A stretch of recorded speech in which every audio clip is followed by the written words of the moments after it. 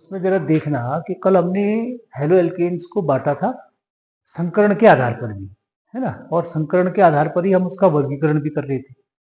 तो संकरण के आधार पर वर्गीकरण का मतलब हुआ कि हेलोजन परमाणु जिस कार्बन परमाणु से जुड़ता है ना, उस कार्बन परमाणु में कौन सा संकरण होता है उसके आधार पर हमने उसका वर्गीकरण किया था, है ना। तो उसमें कौन सा संकरण है, पहले वाले में हम देख रहे हैं कि जिसमें sp3 संकरण होता है। हेलोजन परमाणु जिस कार्बन परमाणु से जुड़ा हो उस कार्बन परमाणु में यदि sp3 संकरण होता है तो उसके आधार पर हेलो एल्केन्स कितने प्रकार के होते हैं, हम उनको कितने भागों में बांट सकते हैं।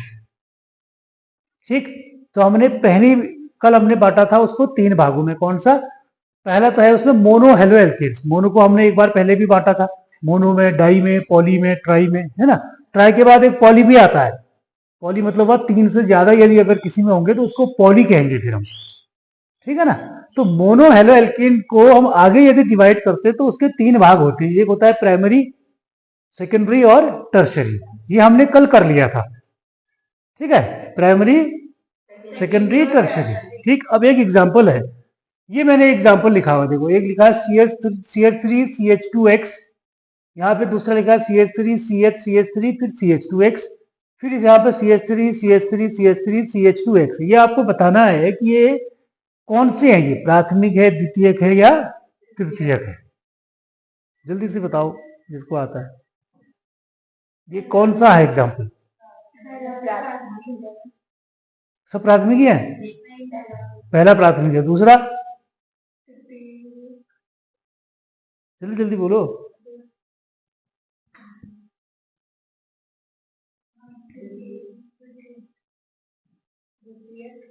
तीन एग्जाम्पल लिखे हैं हमने।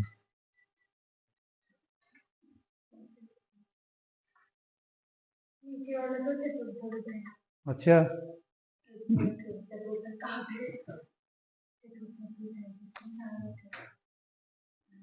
देखो अब तुमको ना इसलिए थोड़ा सा कंफ्यूजन है अभी भी ना बेटा पढ़ने में। ये तीनों प्राथमिक ही हैं, ये तीनों क्या हैं, ये प्राथमिक ही हैं, ये प्राथमिक के ही एग्जाम्पल हैं। देखो हेलोजन परमाणु जिस कार्बन से जुड़ा है वो कार्बन परमाणु अगर एक कार्बन परमाणु से जुड़ता है तो वो प्राथमिक कहलाता है ना। अब यहाँ पर देखो पहले वाले में हेलोजन परमाणु जुड़ा है, ये पूरा हम एक ही समूह मानेंगे तो प्राथमिक हो गया। दूसरे वाले में देखो हेलोजन परमाणु जिस कार्बन से जुड़ा है उसके लिए ये पूरा एक समूह हो गया तो इसलिए ये प्राथमिक हो गया। तीसरे वाले में देखो हेलोजन परमाणु जिस कार्बन से जुड़ा है उसके लिए पूरा एक समूह है तो इसलिए कार्बन ये प्राथमिक हो गया। तो ये तीनों जो है वो प्राथमिक के एग्जाम्पल्स है ना। इसलिए मैंने कहा ना आपसे कि अगर आप उसको नहीं सीखोगे तो फिर ऐसे हर चैप्टर में अटकोगे, फिर आप, है ना, एग्जाम्पल्स में भी अटकोगे और ऐसे हर चैप्टर में अटक जाएगी गाड़ी, ठीक है ना। तो हमने 3 भागों में कल हमने बांट लिया था। अब इसी के आधार पर अगला जो वर्गीकरण है वो क्या है, मोनो हेलो एल्केन के बाद दूसरे प्रकार का जो वर्गीकरण है वो है आपका एलिलिक हैलाइड। कि एलिलिक हैलाइड किसको कहते हैं, कई बार प्रश्न ये आता है, आपको एग्जाम्पल लिखा हुआ रहता है और आपको पहचानना होता है कि इसमें एलिलिक हैलाइड कौन सा है, उसको पहचानो। ठीक, तो उसकी पहचान कैसे करोगे, एग्जाम्पल देखना आप। हेलोजन परमाणु जिस कार्बन परमाणु से जुड़ा हो, ऐसा कार्बन परमाणु यदि इस प्रकार के कार्बन परमाणु से जुड़ता है जिसमें डबल बॉन्ड लगा होता है तो उसको एलाइलिक हैलाइड कहते हैं। ठीक है, फिर से ध्यान देना, क्या कहा मैंने, हेलोजन परमाणु जिस कार्बन परमाणु से जुड़ता है यदि वो कार्बन परमाणु ऐसे कार्बन परमाणु से जुड़ा हो जो डबल बॉन्ड से जुड़ा है, ठीक है ना, तो ऐसे यौगिक को हम क्या कहते हैं, एलिलिक हैलाइड कहते हैं। ठीक, ये दोनों प्रकार के हो सकते हैं, है ना, मतलब एलिफेटिक वाले भी और एरोमेटिक वाले। ये तो एलिफेटिक का एग्जाम्पल है हमारा, यही एरोमेटिक में देखो ये हेलोजन परमाणु है, ये हेलोजन परमाणु जिस कार्बन परमाणु से जुड़ा है वो कार्बन परमाणु किसी डबल बॉन्ड वाले से जुड़ गया, है ना, तो ये एलिलिक हैलाइड हो गया, एरोमेटिक एलिलिक हैलाइड हो गया, है ना। और दूसरा ये किसका वर्गीकरण कर रहे हैं हम, कि sp3 वाला। sp3 का मतलब है कि यहाँ पर हेलोजन परमाणु जिस कार्बन से जुड़ा है इसमें sp3 संकरण है, इसलिए उसी के अंदर में आया हुआ है। हेलोजन परमाणु जिस कार्बन परमाणु से जुड़ा है वो sp3 संकरित है, यहां पर भी हैलोजन परमाणु जिससे जुड़ा है ये sp3 संकरित है, ये ध्यान रखना, ये बेंजीन रिंग नहीं है, ठीक है ना। हैलोजन परमाणु जिस कार्बन से जुड़ा है कौन सा संकरण है, sp3 संकरण है।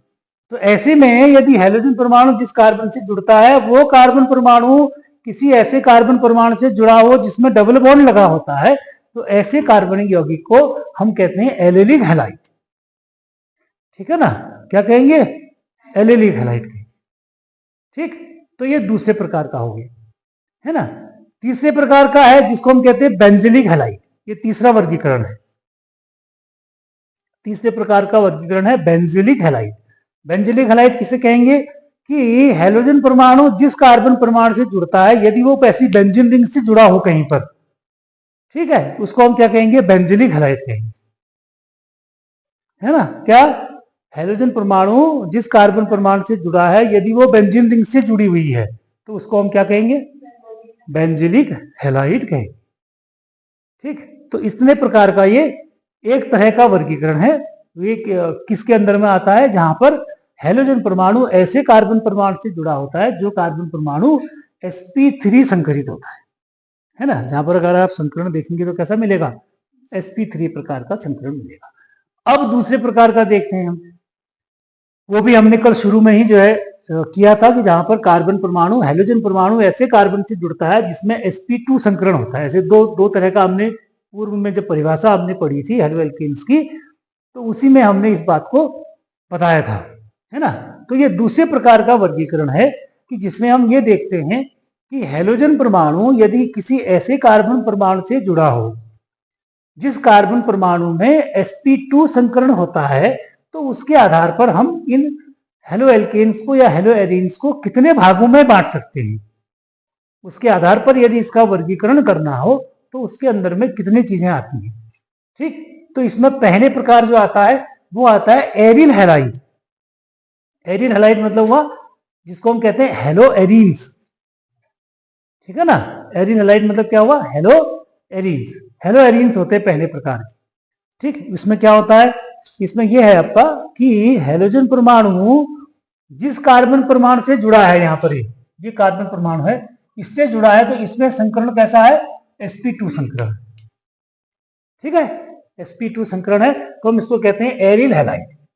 तो ये पहले प्रकार का हो गया एरिल हैलाइड, ठीक है। और दूसरे प्रकार का इसी में दूसरा है जिसका नाम होता है वाइनिलिक हैलाइड। देखो सब में नाम आता है एलिलिक और वाइनिलिक में, तो अक्सर ये परीक्षा में प्रश्न पूछा जाता है अंतर करने के लिए कि वाइनिलिक हैलाइड क्या होते हैं, एलिलिक हैलाइड क्या होते हैं। तो थोड़ा ध्यान से आप देखोगे तो आपको थोड़ा सा अंतर मिलेगा, ठीक है। वाइनिलिक हैलाइड में क्या है, हैलोजन परमाणु जिस कार्बन से जुड़ता है वो डबल बॉन्ड से जुड़ा है। अब डबल बॉन्ड से जुड़ा है तो यहां पर कैसा संकरण होगा, sp2 संकरण होगा,